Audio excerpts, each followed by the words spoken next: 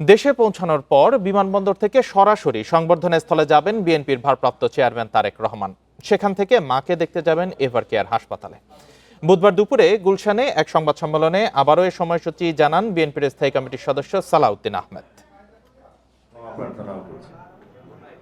গুলশানের চেয়ারপারসনের কার্যালয়ে সংবাদ সম্মেলনে বিএনপির ভারপ্রাপ্ত চেয়ারম্যান তারেক রহমানের দেশে ফেরা এবং এর পরের কর্মসূচি তুলে ধরেন স্বদেশ প্রত্যাবর্তন কমিটির আহ্বায়ক বিএনপির স্থায়ী কমিটির সদস্য সালাউদ্দিন আহমেদ। এন্ট্রি পয়েন্টের গাড়ি বাণিজ্য মেলার মাঠে পার্কিং করবে। তিনি জানান, তারেক রহমান বিমানবন্দর থেকে প্রথমে ৩০০ ফিটে সংবর্ধনা অনুষ্ঠানে যোগ দেবেন। পরে এভার কেয়ার হাসপাতালে যাবেন অসুস্থ মা বেগম খালেদা জিয়াকে দেখতে। আরএফএল গিজার মানে চটজলদি পানি গরম, বিদ্যুৎ বিল 20% কম। আরএফএল গিজার, উষ্ণ পানির পরশ।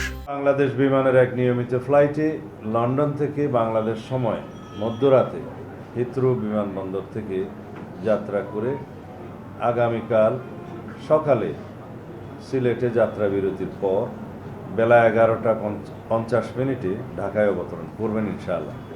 এভার কেয়ার হাসপাতাল থেকে তিনি সরাসরি বাসভবনে চলে আসবেন। শুক্রবার বাদ জুম্মা শহীদ রাষ্ট্রপতি জিয়াউর রহমানের কবর জিয়ারত শেষে যাবেন জাতীয় স্মৃতিসৌধে। 27 ডিসেম্বর তারেক রহমান ভোটার তালিকার জন্য আবেদন করবেন।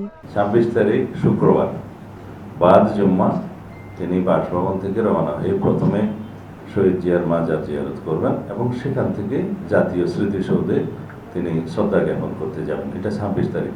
27 তারিখে তিনি এনআইডি কার্ড এবং ভোটার হওয়ার সমস্ত কাজগুলো সেদিন করবেন। এরপরে শহীদ উসমান হাদির কবর জিয়ারত করবেন।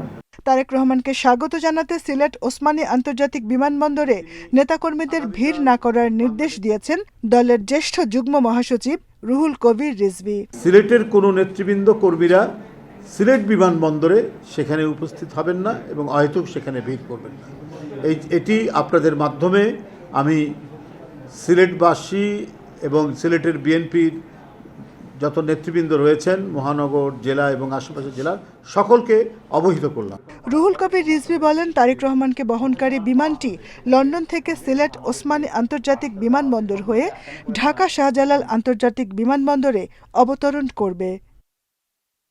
Jahanara Parvin, Independent News, Dhaka.